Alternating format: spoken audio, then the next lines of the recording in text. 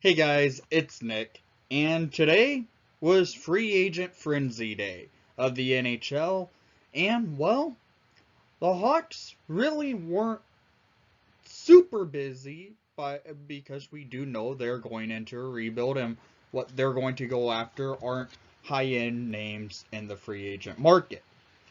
Today, what the Hawks did made some signings that make sense for this year and going to the trade deadline.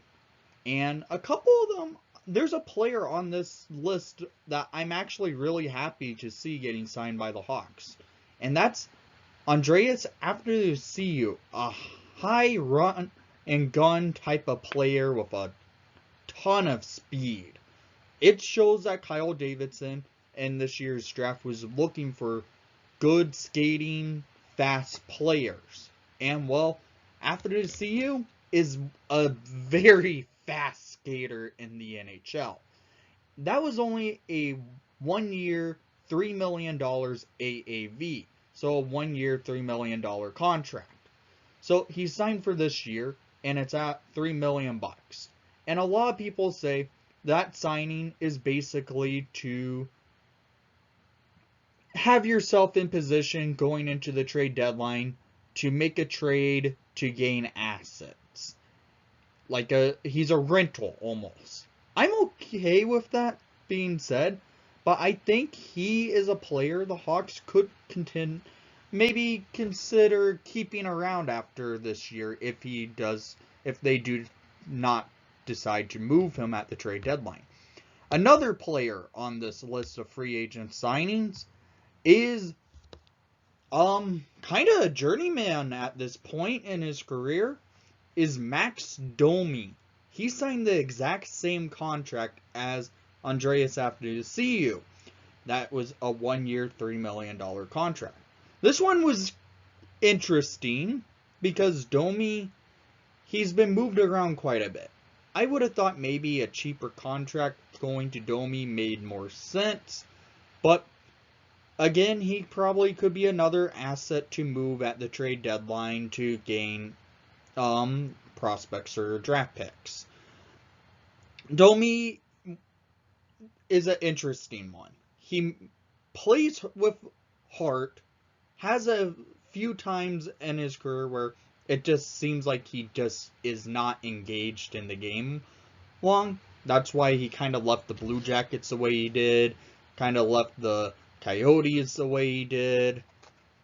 Not so much with the Habs, but he's a little bit of a journeyman at this point. He's now playing for, I do believe this will be his fifth team in the NHL, because he's coming from the Carolina Hurricanes. He played for the Hurricanes, he played for the Blue Jackets, played for the Coyotes, and played for the Canadiens. So yeah, this will be his fifth team in the NHL.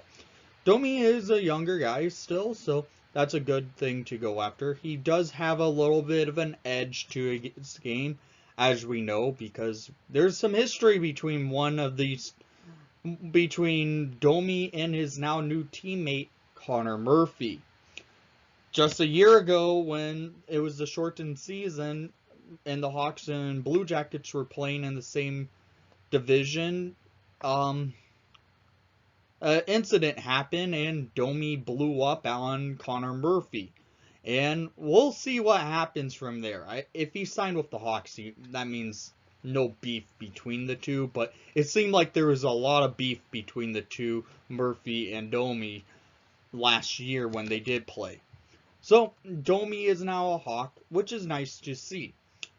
The Hawks were in the market to look for a backup goalie for Peter Mrazek, because Colin Delia is now with the Vancouver Canucks, and as of the time of recording this video, Kevin Lankinen has not signed with the NHL team yet.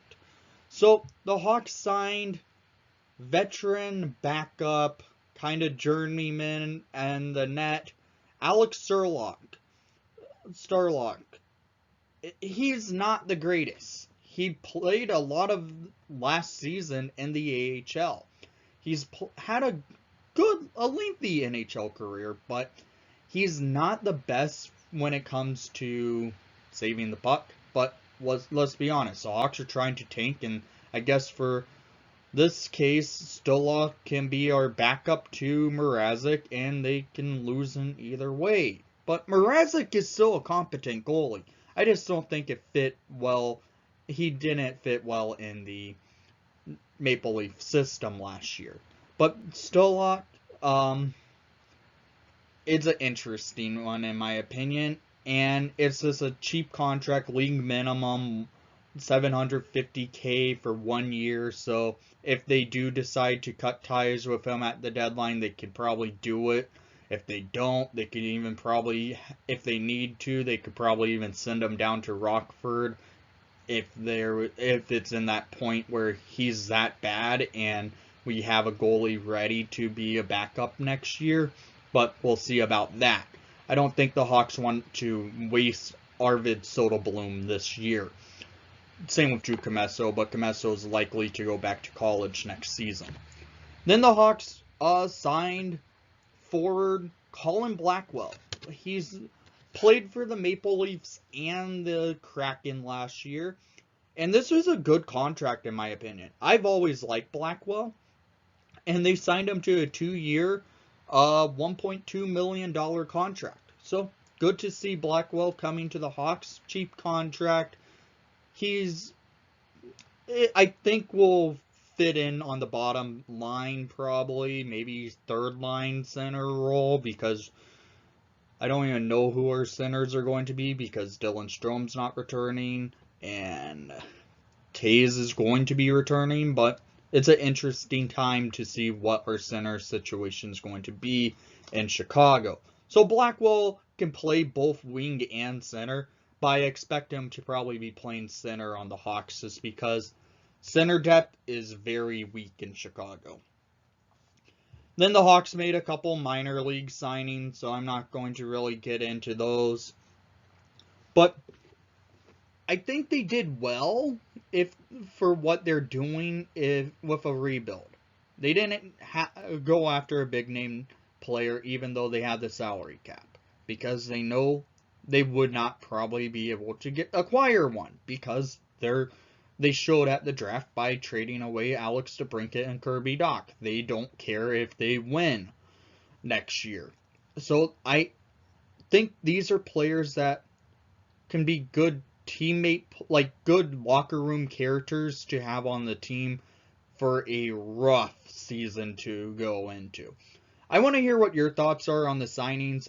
In my opinion, one is a little bit of overpayment, and Max Domi, I like that they brought him in as a character player, but it's a little bit of a high contract, but it's alright because I don't know how long we'll see Domi wearing the Hawks uniform if it's just a 1-year, $3 million contract. So I think these contracts work out because they needed to fill roster spots, and they're going to do that with these players. And I just want to hear what your guys' thoughts are on the Blackhawks signings of the 2022 free agent frenzy opening day. And thank you for watching the broadcast. Please leave a like and subscribe if you haven't done so already.